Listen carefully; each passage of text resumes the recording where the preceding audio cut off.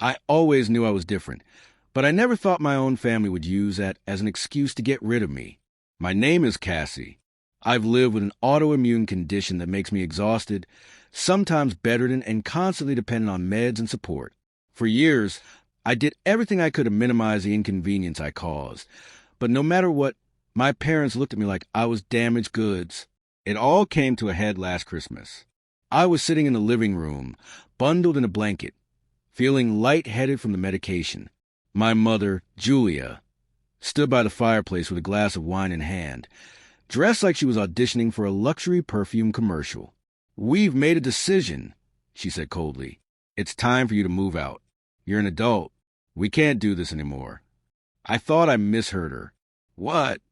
"You're draining us, Cassie," my father, Mark, said without even making eye contact. "This isn't sustainable. It's not fair to the rest of us." "The rest of us?" I repeated, looking at my older brother, Dean. He sat on the edge of the sofa, jaw tight.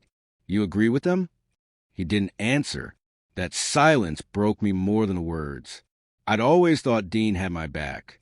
When the illness got worse 2 years ago, he used to bring me heating pads and snacks, sit with me on bad nights, make sure I took my meds. But now, he just sat there like a stranger while our parents discussed where to send me, like I was an object, a burden they were done carrying. I remember packing in a fog. I didn't even know where I was going. Julia had arranged for me to stay temporarily with an old friend of hers, some woman I barely knew, miles away. "She'll be discreet," she said. "We don't want the neighbors thinking we just dumped you." I should have screamed. I should have cried. But I was too numb. It wasn't until I stood by the door, bag in hand, that I noticed something strange. Tina, Dean's girlfriend, had been at the house that night. She'd come in earlier, supposedly to drop off a gift for Julia. But just as I was stepping outside, I saw Mark leaning close to her in the hallway. Too close. He whispered something in her ear. She laughed. Her hand touched his chest. Julia was nowhere in sight. I stood there, stunned, invisible to them both. Dean finally walked me to the curb. "You'll be okay," he muttered. His voice was low, hollow.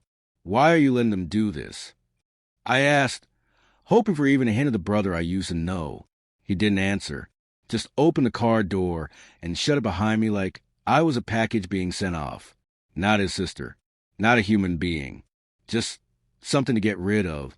I spent that night at a stranger's house, lying on a couch that smelled like cat pee, wondering how love could evaporate so completely. But something about the way Tina looked at my father, the way Julia seemed unfazed, and the way Dean had gone silent, told me something deep was going on. My illness might have been an excuse, but it wasn't the reason, and I wasn't going to let them get away with it. I didn't plan to dig. I wanted to heal, move on, maybe find peace. But 2 days after they dumped me, I got a voicemail that changed everything. It was from my dad, except it wasn't meant for me. He must have but dialed while talking to someone. His voice was low, almost whispering and unmistakably flirtatious. "I'll come by after Julia leaves. You know how she gets.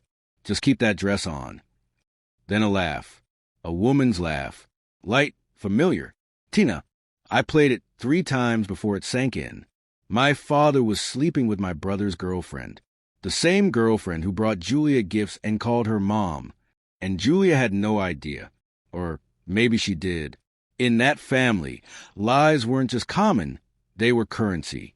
I forwarded the voicemail to a burner email I kept, just in case. I started checking Tina's socials. Most of her accounts were private, but one photo slipped through. Taken 2 months ago, she was wearing a gold bracelet I recognized. It was my mother's. Limited edition Cartier. Julia had worn it for years, until suddenly it vanished. I asked her about it once, and she snapped. Things go missing all the time. But here it was, sparkling on Tina's wrist. I texted Dean, "You okay with your girlfriend wearing mom's jewelry?" No reply. I dug deeper. I still had an old backup of Tina's phone from when she borrowed my charger and synced to my laptop without realizing. That backup had text threads, hundreds. I scrolled through them at midnight with shaking fingers. First, messages to my father, hot, explicit, and frequent. Then to Julia. Soft, strategic. She flattered her, talked about Mark like he was a distraction. Julia didn't just know.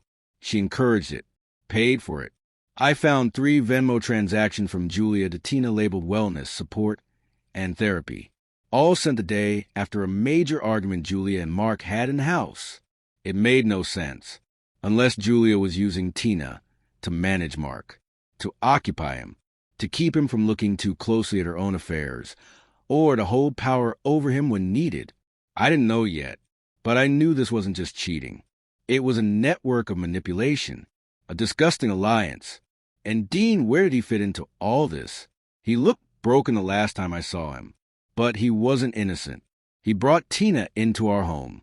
He watched me get kicked out without protest, and he wasn't responding to my messages. I stopped trying to talk to him.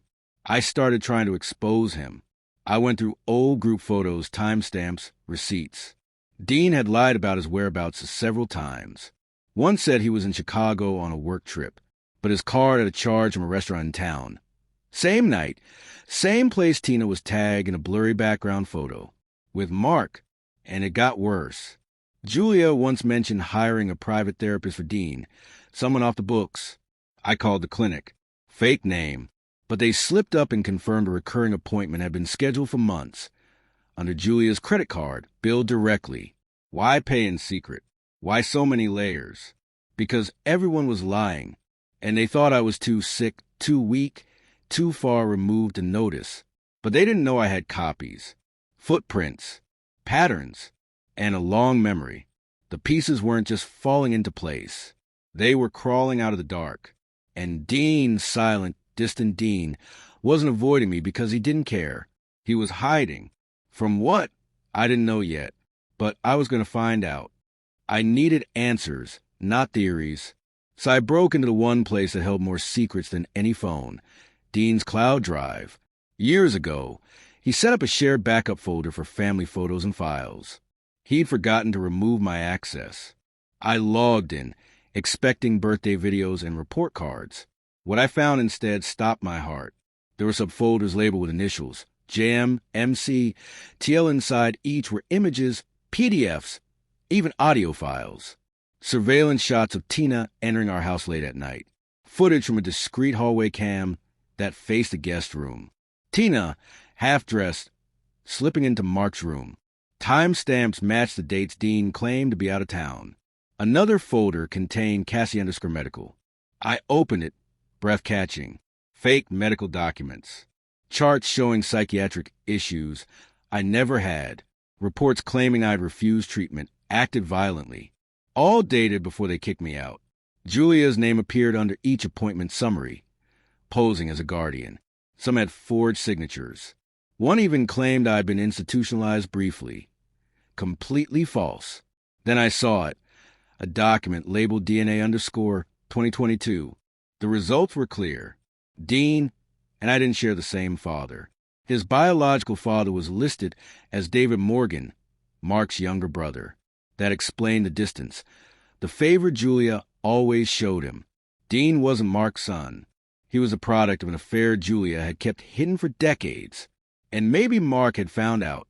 Maybe that's why he was sleeping with Tina, retaliating. Julia, desperate to control him, had brought Tina closer, using her as leverage and distraction. It wasn't just infidelity, it was warfare. I opened another audio file. Julia's voice, keep Mark occupied. If he starts asking questions, distract him. You'll be compensated, Tina. Her tone was surgical. There was no love, no warmth, only control.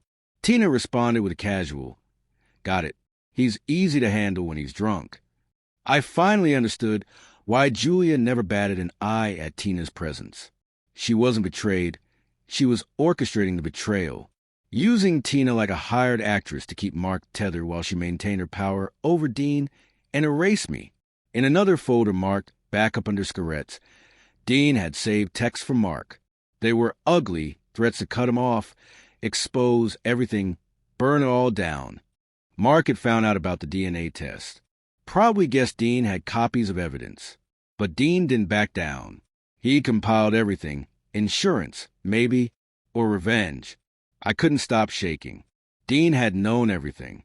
He had evidence of the affairs, the lies, the forged documents that led to my exile. And yet he stayed quiet. Why? Because he wasn't safe either. Julia used her control over Dean to keep him compliant. Mark used rage and guilt. Tina used seduction and secrets. I was the only one thrown out, but we were all being used. And yet, Dean had saved it all. That meant he wasn't part of it. Not really. He'd been playing a long game, waiting. Or maybe he hadn't known what to do with it. Until now. I created a mirror folder and downloaded every single file. Backups to 2 external drives, one encrypted, upload. If they tried to erase me, I'd make sure their lives went up in flames first. I wasn't just sick. I was done being their scapegoat. And Dean? He wasn't my betrayer. He was the powder keg waiting to explode. I messaged Dean one sentence. I know everything. Within an hour, he was outside my apartment, looking worse than I'd ever seen him. No excuses, no small talk. He just handed me a drive and said, "You didn't deserve what they did to you." That was it. No apology for staying silent, just truth. And that was enough. We sat down and mapped it all out. He'd been collecting evidence for over a year. At first, it was out of fear. Julia had threatened to expose his real paternity if he didn't cooperate. Mark had beaten him once when he mentioned the DNA test. Tina played both sides, feeding him just enough affection to keep him compliant, while helping Julia and sleeping with Mark. Dean had stayed quiet to survive. But when they turned on me, that broke him. "They called you weak," he said, "but you were the only one who never lied." We didn't want confrontation. We wanted collapse. Julia was weeks away from hosting a major charity gala, using it to launch her new foundation. It was all about image, photos, press, donors.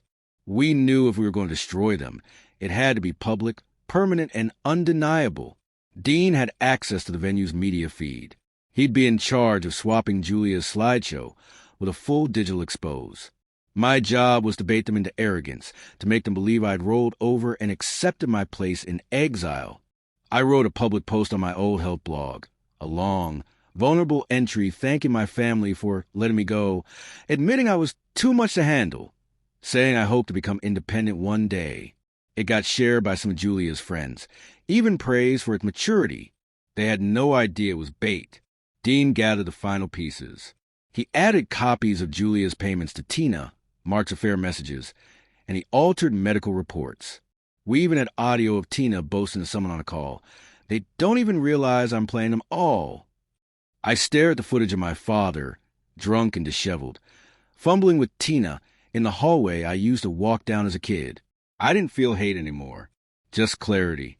They had discarded me like trash. Now I was returned the favor, wrapped and gift-tagged.